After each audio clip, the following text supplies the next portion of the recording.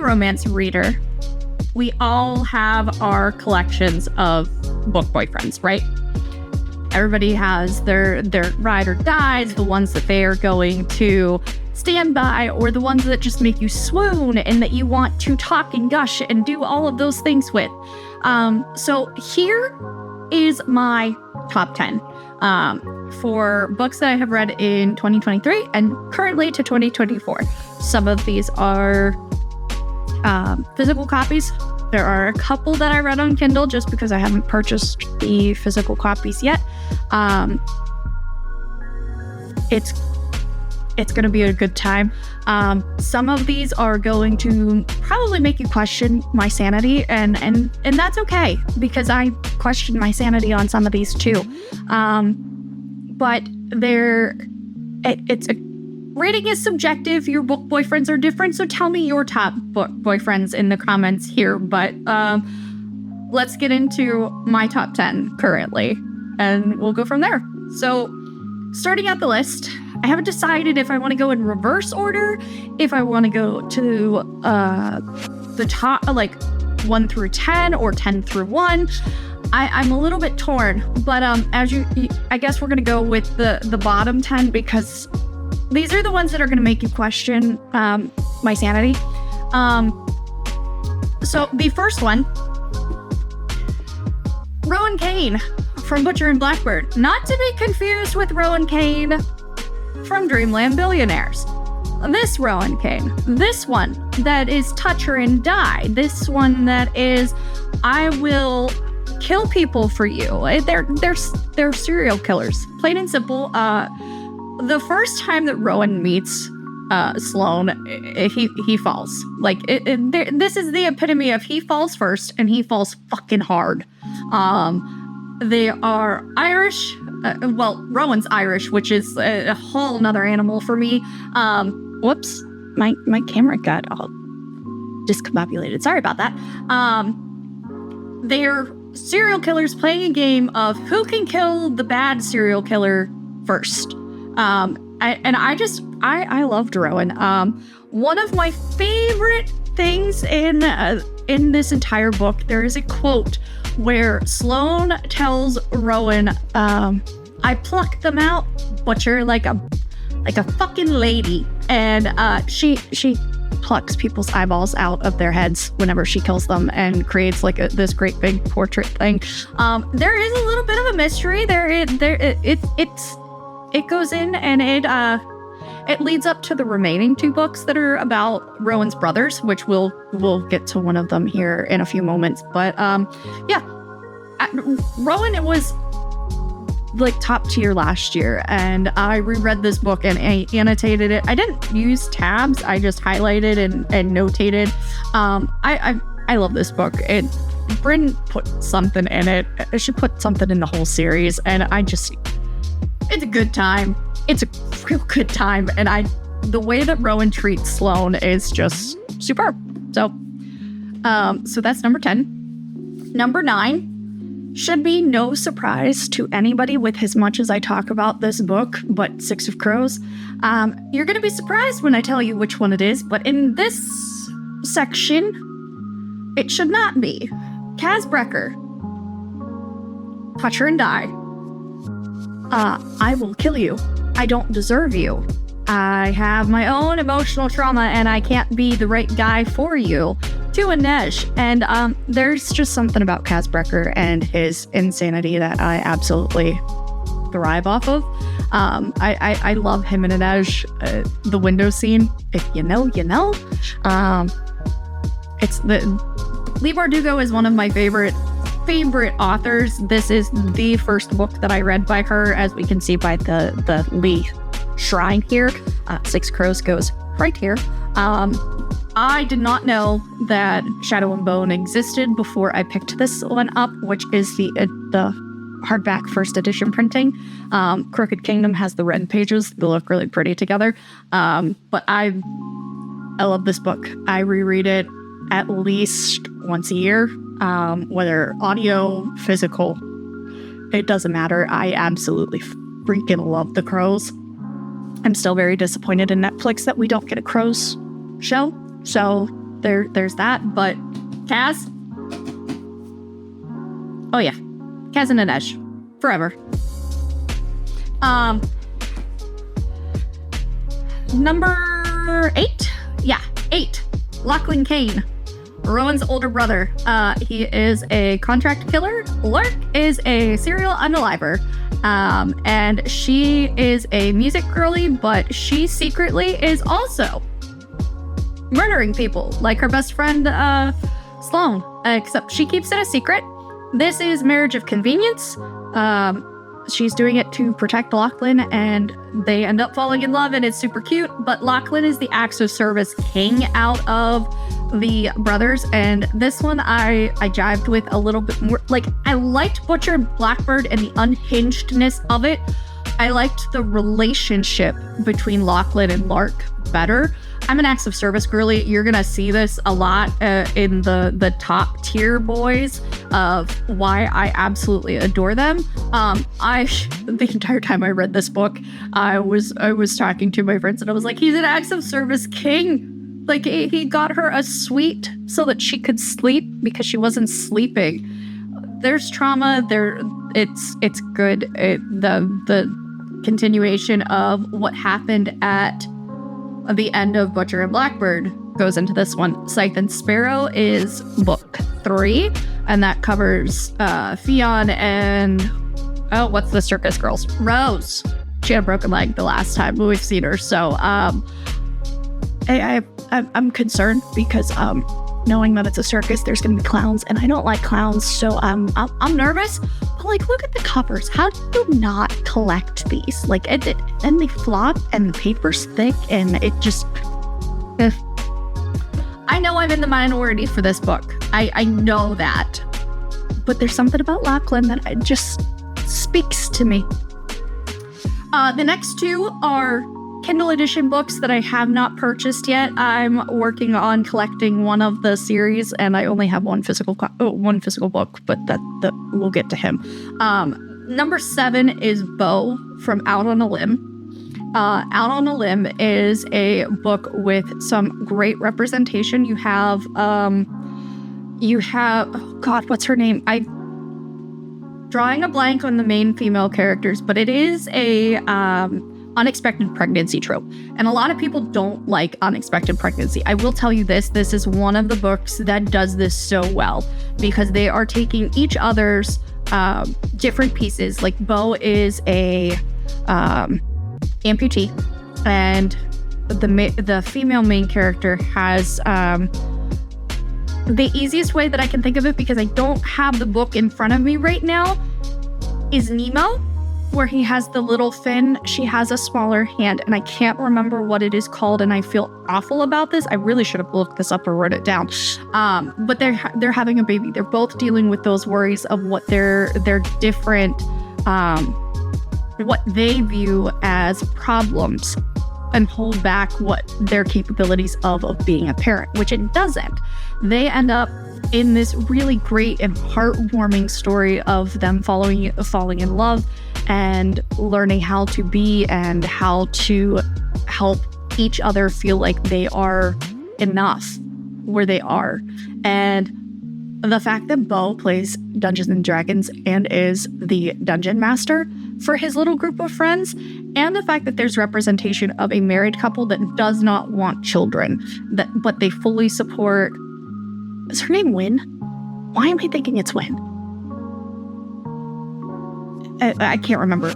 But the girl and the married couple, and the pregnant woman is best friends. And then her husband is at Beau's table. It's freaking cute. I loved that book. It was 5 stars. It was so heartfelt and heartwarming, and I just loved it. Number 6, Daddy Cade. For those of you unfamiliar with Daddy Cade, that is Cade Eaton from Heartless, Book 2 in Elsie Silver's Chestnut Spring series. Cade is a single dad. He falls in love with Willa, who is Summer's best friend from Book 1. And I loved the dynamic that was between Cade and Willa. They are snarky. They are grumpy. She is so good with his son. And it It was a good time. Plus the mouth on Cade. Oh boy. Chef's kiss. Still, Cade is number 2 in my Chestnut Springs books. My book boyfriends from Chestnut Springs. If you want to discuss Chestnut Springs, I will gladly do that. I am a cowboy romance girly through and through. I actually saw something. It was the cutest thing at TJ Maxx. I'm really upset that I didn't get it, but I don't have my cowboy romance special section yet. But it was a little cowboy boot. This is random, off topic. We're going to come back to cowboys multiple times in this. I love cowboy romance, and we're going to get there. Finally, we're moving into the back half of the top 5. Pay no mind to this stack right here. We're going to go with Justin from Just for the Summer is number 5. I loved this man immediately from, I think it's page 3. I got sucked into the story, but it was one of the first pages, like the first couple of pages where Justin has his own chapter. Page 19 is when I fell in love with Justin. It is the only thing that I actually highlighted. I plan on rereading this probably next year and annotating this because I absolutely adored this book. It was my first Abby Jimenez, and I got it from Book of the Month whenever it released. But he dips his mozzarella cheese stick in ranch. And he's a man after my own heart because I am one of the few people that actually do that. And it was an instantaneous, like, I love you. Basically, Justin and Emma believe that they are cursed, where whoever they break up with then finds their true love. So in the process, they decide that they're going to go on a couple of dates, hopefully break each other's curse, and then they fall in love. Justin is another acts of service king. He shows, not tells. He swam on a swan pole floaty to her island to take care of her when she was sick. Do you know how much I just wish that I had a man, like in general, but like I wish I had a relationship, sure. But the problem is I've read too many romance novels that I have very high expectations of how I want a man. And Justin taking care, like going to that level for someone when they're sick, just tells you like what kind of man you deserve. And so good. Number 5. Number 4. Remember how I said we were going to be back to cowboy romances? Done and dusted. AKA Luke Brooks, brother's best friend, fallen in love with Emmy. Clementine. She's so cute.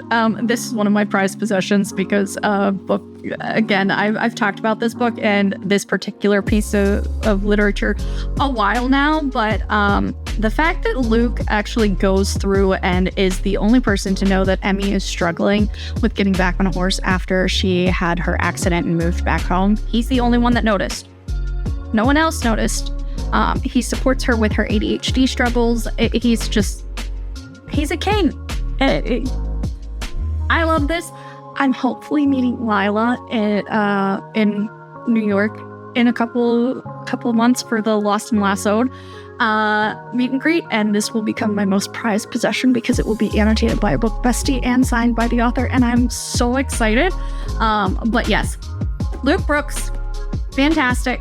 Absolutely adored him. The way that they care about each other, the way that they decide that that they absolutely adore each other, and that he is willing to throw away his friendship with Gus over Emmy. The way he treats her is just immaculate. Like, cowboys, they do it better. We're getting to the top 3 now. And this is another one that I talk about consistently and a lot. The Undertaking of Heart and Mercy, aka Marshall Hart Ralston. This man, I love this man so much. He is a demigod who bickers with his woman. He says that he hates her. He is the first one to figure out in the letter writing who each other is, and he does not tell her. And he still, when he realizes how much he actually likes her, the things that happen make so much more sense because he will protect her. He will protect her family. He will do whatever it takes to keep them all safe. This is a cute little romantasy. This book. Like, I realized that I have a thing about book covers. Doing this video, I love book covers like this, where you have little designs in the covers. If you didn't notice, Butcher and Blackbird also did that kind of thing. They do this on the other book too. This is The Undermining of Twyla and Frank, and they did the same kind of concept. But Heart is perfect. I've read this book now 2 or 3 times, and I devour it every single time. I'm enthralled with how Heart and Mercy interact. I love the enemies to lovers, the way that he falls first, that he cares for her and her family, and he just wants to do what's best for them. It's so good. This book had me sobbing, and then put the pieces back together. But yes, love this book. I love this man. He's also like 6'5", so you know, tall boys. Now the top 2. I went back and forth on these 2 for a little bit, but then I realized that the number 1 spot could be no one but who he is. We're gonna go with number 2, runner-up, Ryan Shay from The Right Move. This man is an acts of service king.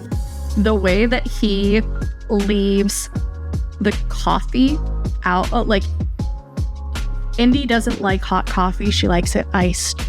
The way that he puts ice, he doesn't put ice in the coffee, he just puts the coffee in the fridge for her, so it's not watered down whenever she finally gets to it, because she's a flight attendant for the hockey team. He is a basketball player. It is a fake dating kind of thing.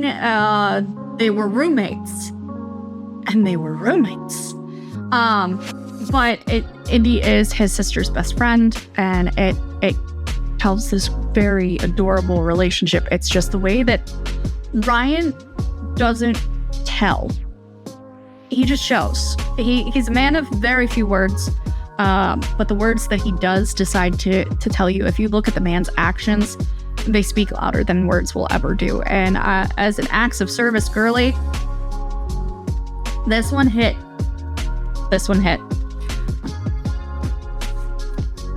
If anyone doubted who my top book boyfriend is and doubted that it was Theo Silva, I'm sad for you, because Theo Silva, the Cowboy King, Chestnut Springs, Theo Silva.